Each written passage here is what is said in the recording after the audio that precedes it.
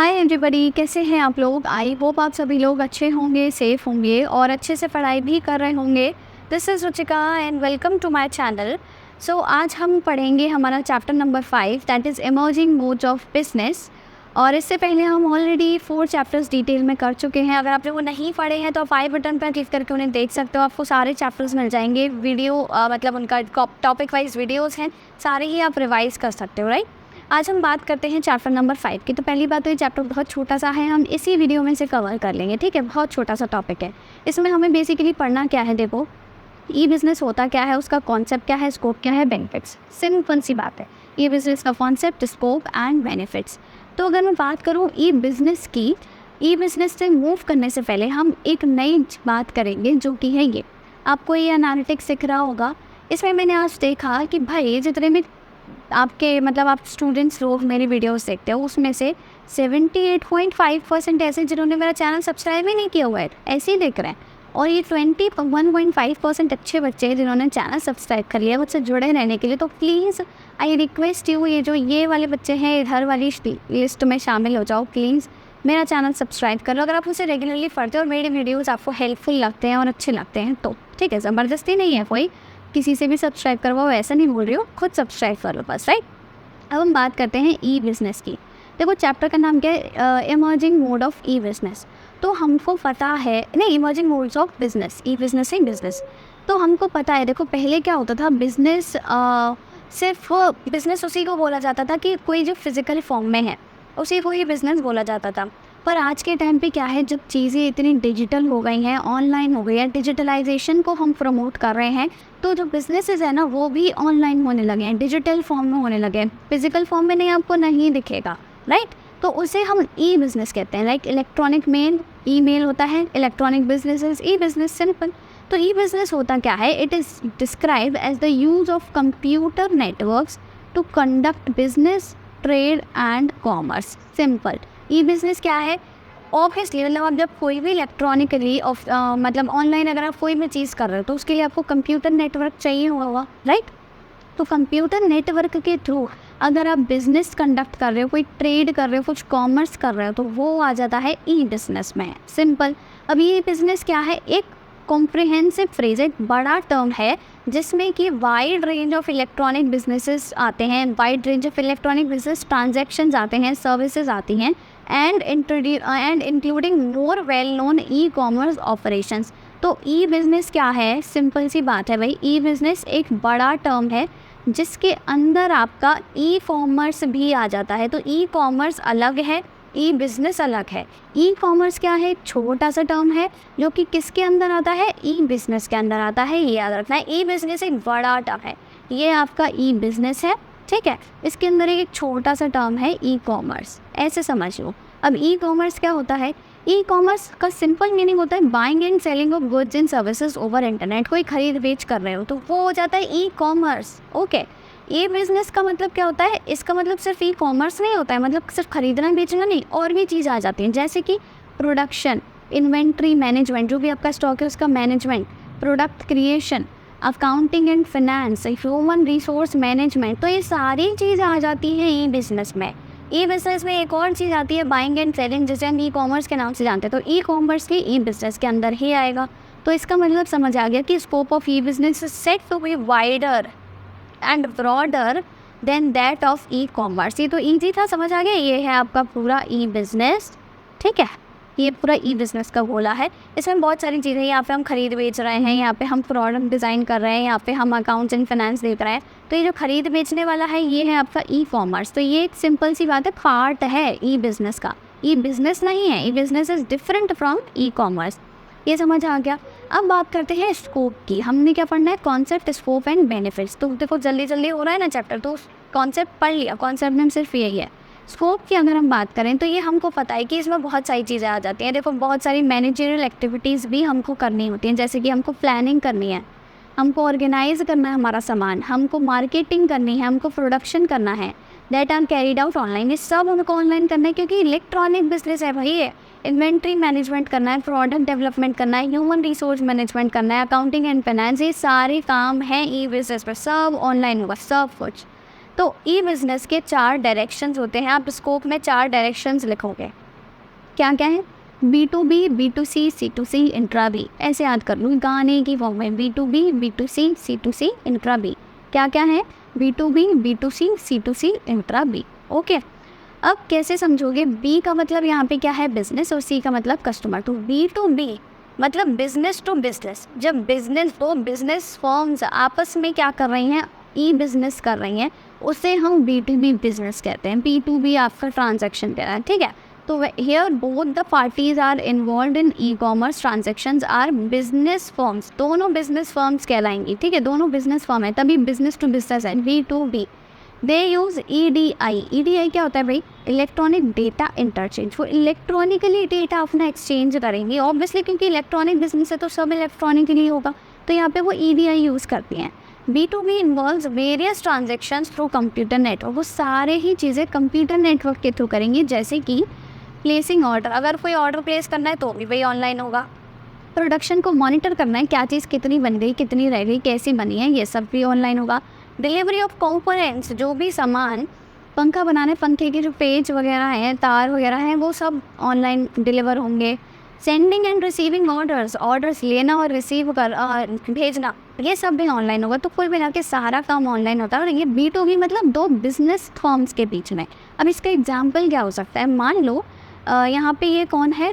ये आपका होलसेलर है, ये आपका क्या है? रिटेलर है। तो ये जो यहाँ पे कस्टमर को सामान बेचता है रिटेलर, ये भी तो कहीं से खरीदता है। कहाँ से खरीदता है? ये होलसेलर से खरीदता है। तो ये होलसेलर वाला क्या है? इसका खुद का बिजनेस है। ये रिटेलर का क्या है? इसका खुद का बिजनेस है। ये दोनों आपस में क्या करेंगे?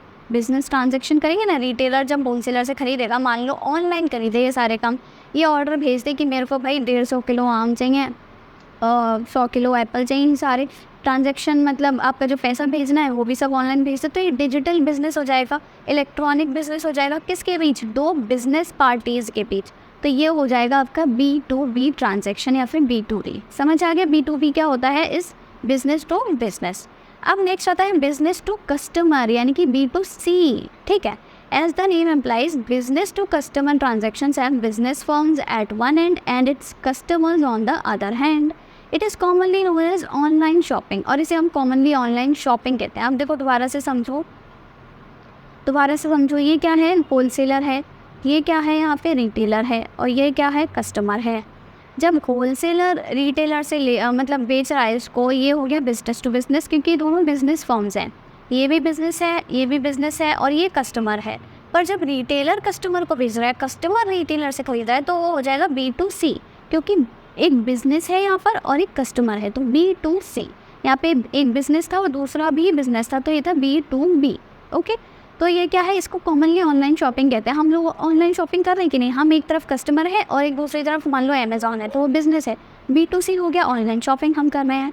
इससे क्या होता है? Also B2C enables a business to be in tour of customer 24/7 365 basis. और ये क्या होता है? ऑनलाइन ये जो बिज़नेस मतलब ऑनलाइन आपका शॉपिंग होती है, इसके थ्रू जो बिज़नेस है वो कस्टमर के 24/7 365 टच में रह सकता है। यानी कि दिन के 24 घंटे, एक हफ्ते के 7 दिन और एक साल के 365 दिन पूरे टाइम टच में रह सकता है। आपने देखा है ना, आप कभी भी ऑर्डर करो, रात के 12 बजे, सुबह के 12 बजे, कभी भी ऑर्डर करो, आपको कोई प्रॉब्लम है तो कभी भी कॉल करो उनके सर्विस सेंटर पे, है ना, कॉल सेंटर पे। तो कुल में आके आप कभी भी उनसे टच में रह सकते हो। तो ये फ़ायदा होता है B2C का। It provides the following benefits. अब बेनिफिट्स क्या क्या हैं भाई इसके? The transactions are conducted at a lower cost but with a high speed. सस्ते मिलते हैं हम पे, ठीक है, पर हाई स्पीड में मिल जाते हैं। For example ATM speeds of withdrawal of money. ATM से हम फटाफट से पैसे निकाल सकते हैं, ठीक है। ये क्या है? एक B2C है। It ensures convenience in delivery and payment. ये हमको कन्वीनियंस प्रोवाइड करता है कि भाई हम कैश ऑन डिलीवरी करना चाहते हैं, हम UPI से करना चाहते हैं, हम डेबिट कार्ड से करना चाहते हैं, हम क्रेडिट कार्ड से करना चाहते हैं, किसी से भी करो। तो कन्वीनियंस रहता है आपके पेमेंट में और आपके डिलीवरी में। आपको कहाँ पर पहुँचाना है? अगर आप मान लो आगरा में रहते हो और इस वक्त आप जयपुर में हो, तो आप जयपुर में मंगा सकते हो अपना सामान, है कि नहीं? कन्वीनियंस है। It enables the business to be in touch with its customers on the round the clock basis. तो आप कभी भी टच में रह सकते हो। तो B2C समझ आ गया और B2B भी समझ आ गया। अब नेक्स्ट आता है हमारे पास C2C। C2C क्या है हमारे पास, कस्टमर टू कस्टमर। अब आप सोचोगे कस्टमर क्या खरीद बेच करेगा, भाई वो तो खुद खरीदता है, तो कस्टमर आपस में क्या करेंगे। कस्टमर क्या है, देखो here business originates from the customer and the ultimate destination is also consumer, यानी कि दोनों कंज्यूमर ही होंगे। It provides a market for dealing in goods for which there is no established market, मतलब ये उन गुड्स के मार्केट में डील करता है जिनके लिए कोई मार्केट ही नहीं है। इसका बढ़िया एग्जांपल है OLX। अब OLX से आप खुद समझो, मान लो ये कस्टमर है, ठीक है, इसके पास एक बाइक थी ऑलरेडी, इसने कहीं से ख़रीदी होगी किसी बिज़नेस से, वो B2C था। अब ये क्या है, ये इसको बेचनी है इस वाले बंदे को। अब ये कोई बिजनेस पर्सन तो है नहीं, इसका बिजनेस धंधा तो है नहीं बाइकें बेचने का, इसे तो बस अपनी अकेली बाइक बेचनी है और इसको कहीं से बाइक खरीदनी है, तो ये भी कंज्यूमर है, ये भी कंज्यूमर है। इन दोनों के बीच का ट्रांजैक्शन क्या होगा, C2C। समझ आया। तो सिंपली सेलिंग यूज्ड बुक्स और क्लोथ्स ऑन OLX, eBay और बहुत सारे आ गए, तो Cars24, राइट। तो यहाँ पे आप देख सकते हो, ये होता है C2B। अब लास्ट हमारे पास आता है इंट्रा-B। इंट्रा भी क्या होता है, इंट्रा मतलब समझ आता है जैसे इंटर स्कूल कॉम्पिटिशन्स और inter school competitions. Inter school मतलब दो अलग अलग स्कूल्स के बीच, और इंट्रा स्कूल मतलब एक ही स्कूल में अपने में कंपटीशन। तो इंट्रा भी मतलब एक ही बिजनेस में अपने में क्या वो हो रहा है, ट्रांजैक्शन हो रहा है, आप कह लो बिजनेस हो रहा है, उसे इंट्रा भी कहेंगे। तो it involves the transactions between given businesses forms, यानी कि एक ही बिजनेस फॉर्म्स में जो भी ट्रांजैक्शन हो रहा है। It involves the use of internet for managing interaction and dealing among various departments. तो एक ही बिजनेस में अलग अलग डिपार्टमेंट्स होते हैं। जैसे मान लो ये आपका बिजनेस है, इसमें अलग अलग डिपार्टमेंट्स हैं, ठीक है, ये आपका डिपार्टमेंट है, ये डिपार्टमेंट अकाउंट्स, फाइनेंस, आपका प्रोडक्शन का या ऑपरेशन का, ये सब का। तो इन सब के बीच में आपस में जो ट्रांजैक्शन हो रहा है वो इंट्रा भी हो रहा है, यानी कि एक ही बिजनेस के अंदर, ठीक। For example, through computer network, marketing department can easily interact with the production department to provide information regarding new products. Obviously, it includes transactions like interaction among departments, training of employees, selection, etc. और इससे हमें बहुत सारे फ़ायदे होते हैं, जैसे कि it facilitates 3D graphic communication, हमको 3D graphic communication मिलता है, multimedia मिलता है, it ensures quick flow of decision among information among the departments and speedy workflow and better coordination। आपस में सब मिलजुल कर काम करेंगे तो क्या होगा, स्पीडी जल्दी वर्क होगा, कोऑर्डिनेशन बेटर होगा, क्विक फ्लो ऑफ डिसीजन होगा, ये सारी चीज़ें होंगी, इन्फॉर्मेशन जल्दी फास्ट ऑन होती रहेगी। It helps the companies to resort personal recruitment, interview and selection and training. इससे हम जो कंपनीज़ है वो आसानी होती है उनको ऑनलाइन, जैसे आप कितने सारे एग्ज़ाम्स होते हैं, आप किसी भी मतलब जब आप आगे बड़े हो जाओगे, आप किसी सरकारी एग्ज़ाम के लिए, किसी भी एग्ज़ाम के लिए ट्राई करोगे तो वो ऑनलाइन एग्ज़ाम्स होते हैं। आपके अगर भाई बहन लोग भी किसी के लिए प्रिपेयर कर रहे हैं, किसी एग्ज़ाम के लिए, बैंकिंग वगैरह, तो उन सब के ऑनलाइन एग्ज़ाम होते हैं। तो ऑनलाइन क्या हो रहा है, ऑनलाइन ही वो सिलेक्शन कर रहे हैं, ऑनलाइन ट्रेनिंग हो जाएगी, ऑनलाइन उनका एग्ज़ाम हो रहा है, रिक्रूटमेंट हो रहा है, ये सब चीज़ें हो रही हैं। It also facilitates the employees to send their field reports by email. तो एम्प्लॉयज़ अपनी रिपोर्ट भी भेज सकते हैं, तो कुल मिला के सारा काम ऑनलाइन हो जाएगा। तो ये होता है इंट्रा। आई होप आपको चारों चीज़ें समझ आ गई होंगी। अब इसके बाद आते हैं इसके बेनिफिट्स पर। 3 चीज़ें हमें पढ़नी थी ना। सबसे पहले हमने पढ़ा कि कॉन्सेप्ट क्या है, फिर हमने पढ़ा स्कोप क्या है, अब हम पढ़ेंगे बेनिफिट्स। बेनिफिट्स क्या है, देखो सबसे बढ़िया ईजी टू सेटअप, आराम से सेटअप हो जाएगा, कोई ज़्यादा ताम झाम की ज़रूरत ही नहीं है। It is easy to launch any online business. If one has the required hardware, software and internet access, they can start an online business from the comfort of their own home। सबसे बढ़िया example देखो, आप online पढ़ रहे हो, मस्त। अब यहीं अगर मैं फॉर्च्यून 14 मुझे चाहिए होगा एक बढ़िया सा हॉल या फिर जिसका मुझे किराया देना पड़ेगा, अगर मेरे पास नहीं है तो किराए पे ही किराया देना पड़ेगा। सीट्स बेंचेस वगैरह लाने पड़ेंगे, उसका पैसा अलग जाएगा, उसकी मेंटेनेंस का अलग पैसा जाएगा। यहाँ पे क्या है, लैपटॉप लो, पेन टेब लो, फ़ोन है, एडिट करो, यूट्यूब पर डालो, ठीक है, कुछ नहीं है, तो मतलब ईजी टू सेटअप है। फिर क्या है, more affordable than traditional business, ज़्यादा अफोर्डेबल है। Electronic business is highly affordable on an average. A traditional form requires a far greater amount of funds, इसमें पैसा भी ज़्यादा चाहिए होगा ऑब्वियसली। ट्रेडिशनल बिजनेस अगर मैं कोई दुकान खोलूँगी तो वो तो ज़्यादा पैसा चाहिए होगा। यहीं अगर मैं ऑनलाइन बिजनेस स्टार्ट कर दूँ, क्या है, सिंपल वेबसाइट बनाओ, उस पर अपने प्रोडक्ट्स अपलोड करो, जब भेजना है तो उनको भेज दो, तो काफ़ी ज़्यादा अफोर्डेबल माना जाता है। सबको समझ आ रहा होगा, ये बहुत बेसिक चीज़ें हैं, इनमें कोई वो है ही नहीं है समझने की प्रॉब्लम। नेक्स्ट आता है नो जोग्राफिकल रिस्ट्रिक्शंस, कोई जोग्राफिकल रिस्ट्रिक्शन नहीं है। अब अगर मैं कोई कोचिंग खोलूँगी तो मैं जैसे भी आगरा में रहती हूँ, तो सिर्फ आगरा के स्टूडेंट्स ही पढ़ पाएंगे, ठीक है। ऐसी भी इतना भी अच्छा नहीं है, मतलब ऐसा भी नहीं है कि विदेश से या बाहर से कहीं से पढ़ने आएंगे, सिर्फ ऑब्वियसली आगरा के स्टूडेंट्स पढ़ने आएंगे। पर अगर मैं ऑनलाइन पढ़ा रही हूँ तो भाई सब लोग पढ़ रहे हैं। मैं उस दिन देख रही थी बहुत सारे स्टूडेंट्स बांग्लादेश और यूएई के भी हैं, तो बहुत सारे लोग पढ़ पा रहे हैं। जोग्राफिकल रिस्ट्रिक्शंस ही नहीं है, कोई फ्लेक्सिबल वर्किंग आवर्स हैं। यहाँ पे क्या है, अगर मैं कोचिंग में पढ़ाऊँगी तो मुझे भाई फिक्स टाइम चाहिए होगा कि यार इस टाइम पर मेरे को जाना है, अब बच्चे आ जाएंगे, मेरे को पढ़ाना है, भले ही मेरी तबीयत ख़राब हो या कुछ भी हो, मतलब उससे मतलब नहीं है। पर यहाँ पे मैं आराम से मस्त पढ़ा सकती हूँ। अगर मेरे को 1-2 दिन की छुट्टी भी करनी हो तो मैं कर सकती हूँ, कोई टेंशन नहीं है, ठीक है। तो ये फ्लेक्सिबल वर्किंग आवर्स भी होते हैं। अब आता है नेक्स्ट आपका स्पीड एंड एफिशिएंसी। स्पीड और एफिशिएंसी अच्छी होती है। Online ordering platforms typically process orders and payments more quickly, accurately and affordably than human employees. ये तो आपको पता है, एफिशिएंसी अच्छी होती है और स्पीड अच्छी होती है। Movement towards a paperless society, और इससे हम मूव कर सकते हैं पेपरलेस सोसाइटी की तरफ। The amount of paper work required is very less because of the use of internet, क्योंकि सब ऑनलाइन है तो पेपर की ज़रूरत ही नहीं है। तो e commerce solutions are being drawn to administrative reforms to speed up the process of granting rights and permits and licenses. तो ये लाइसेंस परमिट्स वगैरह ये सब हम ऑनलाइन कर सकते हैं, सब ऑनलाइन हो जाएगा। आजकल डीएल ऑनलाइन बन के आता है, मतलब क्या क्या चीज़ नहीं ऑनलाइन होती है, ठीक है, सब ऑनलाइन होता है। तो हम एक पेपरलेस सोसाइटी की तरफ मूव कर रहे हैं। ये हो गए आपके बेनिफिट्स। अब बात आती है देखो लिमिटेशंस की। आप कहोगे लिमिटेशंस तो हमने पढ़नी नहीं थी, पर फिर भी जान लो, क्या चला जाएगा, बाई चांस क्वेश्चन आ जाए, या फिर आपको थोड़ा जनरल नॉलेज के लिए भी तो जानना चाहिए ना। तो सिलेबस कंप्लीट हो गया वैसे, कॉन्सेप्ट, स्कोप और बेनिफिट्स, पर लिमिटेशंस पढ़ लेते हैं। सबसे पहला है एथिकल कॉन्सिक्वेंसेस। एथिकल कॉन्सिक्वेंसेस बहुत होते हैं, क्योंकि हमारा डेटा क्या है, कस्टमर्स का डेटा हमारे पास सेव हो जाता है। अब जैसे आप अमेज़ॉन वगैरह पे लॉगिन करते हो, आपका पूरा डेटा, नंबर, एड्रेस सब कुछ सेव हो गया। मान लो कोई मिसयूज़ कर ले, हो सकता है ना, तो ये सारी प्रॉब्लम्स आती हैं। Lack of personal touch. अब पर्सनल टच की इतना बड़ी प्रॉब्लम होती है लोगों को। हम लोग क्या करते हैं, हम आजकल लोग फिर भी थोड़े इतने वो हो गए हैं, मतलब कंफर्टेबल, कि हम महंगा फ़ोन 50-50 हज़ार का लैपटॉप ये सब भी ऑनलाइन ले लेंगे। पर हमारे मम्मी पापा को बोलो, वो कहेंगे देंगे तो हम मार्केट से जाके लेंगे, देख के लेंगे, सामने सामने देखते हैं ना, समझ आता है अच्छे से, होता है ना, ये सुनते हो। तो एक लैक ऑफ पर्सनल टच होता है ऑनलाइन में, राइट। ऑफलाइन लोगे तो भाई सामने सामने दिख रहा है आपको, टूटा है, फटा है, चल रहा है, स्मूथ चल रहा है, कैसे चल रहा है, सब पता कर सकते हो। पर ऑनलाइन में डाउट होता है, फिर हमारे इतने सारे पैसे चले जाते हैं, 50,000 रुपये, तो ऐसे लगता है अरे अब लौटेगा कि नहीं, ख़राब आ गया तो ये सारी प्रॉब्लम्स होती हैं। नेक्स्ट आता है सिक्योरिटी कंसर्न। सिक्योरिटी कंसर्न्स बहुत होते हैं, क्योंकि जैसे मान लो कोई चीज़, किसी का प्रोडक्ट बेकार आ गया, तो इससे क्या होता है कि जो बाकी कस्टमर्स होते हैं ना, वो थोड़ा डिस्ट्रस्ट शो करते हैं। उनको लगता है, जैसे स्पेशली इस चीज़ में मीशो बड़ा बदनाम है, आपने सुना होगा, मीशो पर बहुत बेकार कपड़े आते हैं, तो हम लोग भी ट्रस्ट नहीं करते हैं कि शायद ये बेकार कपड़े दे, हमारे पैसे चले जाएं। तो एक चीज़ होती है, सिक्योरिटी कंसर्न ज़रूर होता है यहाँ पे। और साथ ही साथ डिलीवरी टाइम की अगर मैं बात करूँ, in case of online commerce it takes time for the products to be delivered.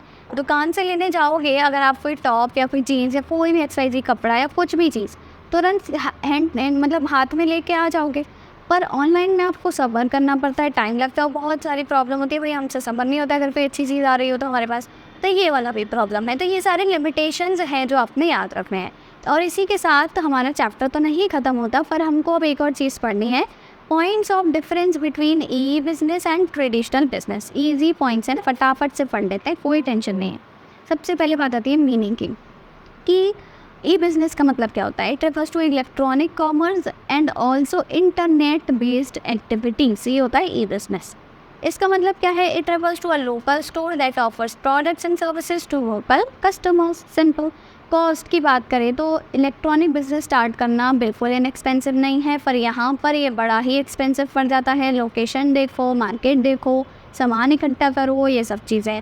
Operating cost, इसकी ऑपरेटिंग कॉस्ट बहुत ही ज़्यादा लोअर है, क्योंकि सारी एक्टिविटीज़ ऑनलाइन होती हैं। इसकी ऑपरेटिंग कॉस्ट बहुत ज़्यादा है, बिजली का खर्चा, पानी का खर्चा और किराया, दुकान का किराया, ये सब चीज़ें, रॉ मटेरियल, लेबर, सब कुछ, ठीक है। फिज़िकल एग्जामिनेशन, यहाँ पे क्या है, फिज़िकल एग्जामिनेशन की ज़रूरत ही नहीं पड़ती ये बिज़नेस में, पर यहाँ पे क्या है, फिज़िकल एग्जामिनेशन हम इजीली कर लेते हैं। यहाँ पे ज़रूरत नहीं पड़ती, मतलब हम कर नहीं सकते एक्चुअली, फिज़िकली एग्जामिन नहीं कर सकते। अभी जस्ट मैंने बताया फिज़िकल टच नहीं होता। डिस्ट्रीब्यूशन की हम बात करें तो यहाँ पे जितने भी ट्रांजैक्शंस होते हैं they are conducted via internet. तो कोई चैनल नहीं है कि आपको पहले डिस्ट्रीब्यूटर को देना है, फिर वो यहाँ पहुँचाएगा, वहाँ पहुँचाएगा, ऐसा नहीं है। होलसेल, रिटेल वाला, ये सब प्रॉब्लम नहीं है। पर यहाँ पर बहुत सारे बिचौलिए होते हैं, इंटरमीडियरीज होते हैं, होल सेलर्स, रिटेलर्स, फिर सेल्स एजेंट्स, तो फिर ऐसे ऐसे पूरा एक चैनल बना हुआ है। यहाँ पे रिस्क की अगर मैं बात करूँ तो ई बिज़नेस बड़ा ही रिस्की होता है, because there is no direct और personal contact between the parties, दोनों पार्टीज़ के बीच में पर्सनल कॉन्टैक्ट कोई नहीं है। पर यहाँ पर ट्रांजेक्शन रिस्क थोड़े लो होते हैं and face to face contact होता है। अब आप खुद सोचो, जैसे बहुत बार होता है, अब ये तो देखो पॉपुलर मतलब ई कॉमर्स वेबसाइट्स हैं like Amazon, Flipkart, Myntra, right, organic, पर बहुत सारे जैसे इंस्टाग्राम पे बहुत होता है ये, इंस्टाग्राम पे इतने सारे पेजेस हैं मतलब ऑनलाइन शॉपिंग के। अब हमको नहीं पता कि भाई वो फेक है या क्या है, और लोग बहुत बार फंसते हैं इन सब चीज़ों में, है ना, होता है ना। बहुत बार ऐसे एग्ज़ाम हो रहे होंगे, उस पेपर में भी आता है, कुछ मेरे को याद नहीं आ रहा कि 251 में एक फ़ोन मिल रहा था, ऐसा कुछ था, मतलब बहुत सारी चीज़ों में लोग फंस जाते हैं। तो ये सारी चीज़ें होती हैं ऑनलाइन में। ह्यूमन रिसोर्सेज की हम बात करें, इन online business requires technically qualified IT professionals. Obviously ये सब चीज़ें होनी चाहिए, क्योंकि आपको पूरी वेबसाइट मेंटेन करनी है, उसी पे ही आप अपना सारा डिजिटल बिजनेस कर रहे हो, तो आपको ये सब तो करना पड़ेगा। उसके लिए क्वालिफाइड प्रोफेशनल चाहिए, आपको स्पेशलाइज्ड पर्सन चाहिए। पर यहाँ पर ये कोई भी कर सकता है, मतलब सेमी स्किल्ड या स्किल्ड लेबर। अब होता है ना, जैसे पापा की दुकान है, भाई लड़के ने MBA BBA कर लिया, क्या दिक्कत क्या आ रही है, बाहर जाके क्यों नौकरी करनी है, घर का बिजनेस संभालना, तो ऐसे कुछ वो नहीं है इसमें। तो ये आपके क्या हुए, ई बिज़नेस और ट्रेडिशनल बिजनेस में डिफरेंस हो गया। आई होप आपको समझ आ गया होगा। एक बार फटाफट से मैं रिकॉल करा देती हूँ। हमने पढ़ा ई बिज़नेस होता क्या है, हमने देखा कि ये पूरा ई बिज़नेस है, हमारे पास ई बिज़नेस है, और इसके अंदर एक छोटा सा पार्ट होता है ई कॉमर्स। ई बिज़नेस में सारी एक्टिविटीज़ आ जाती हैं, खरीदना, बेचना, प्रोडक्ट डिज़ाइन करना, अकाउंट्स मेंटेन करना, फाइनेंस मेंटेन करना, अपना एम्प्लॉयज़ वगैरह को देखना, सब कुछ। पर ई कॉमर्स में सिर्फ बाइंग एंड सेलिंग। फिर हमने पढ़े उसके स्कोप की अगर मैं बात करूँ तो 4 तरीके से हम स्कोप डिफाइन कर सकते हैं। क्या था, B2B, B2C, C2C, और ये हो गया आपका इंट्रा B। ठीक है, अब जैसे कि मान लो 2 बिजनेसेस हैं, तो ये हो जाएगा आपका B2B, बिजनेस टू कस्टमर है तो B2C, कस्टमर्स टू कस्टमर है B2C, C2C, और इंट्रा भी मतलब with in the business. Okay, benefits आपको पता चल गए, लिमिटेशंस आपको पता चल गई, और इसी के साथ आपका ये चैप्टर ख़त्म होता है। आई होप आपको ये चैप्टर अच्छे से समझ आ गया होगा। इसके बाद मैंने बोला था ना 4 चैप्टर थोड़ा लेंदी था, 5th चैप्टर से सारे चैप्टर्स बड़े छोटे छोटे से हैं, तो हम जल्दी ख़त्म कर लेंगे, और ये भी एक वीडियो में कंप्लीट हो गया है। सो आई होप आपको चैप्टर अच्छा लगा होगा, समझ आ गया होगा। तो do give it a like and do not forget to subscribe to my channel. Thank you.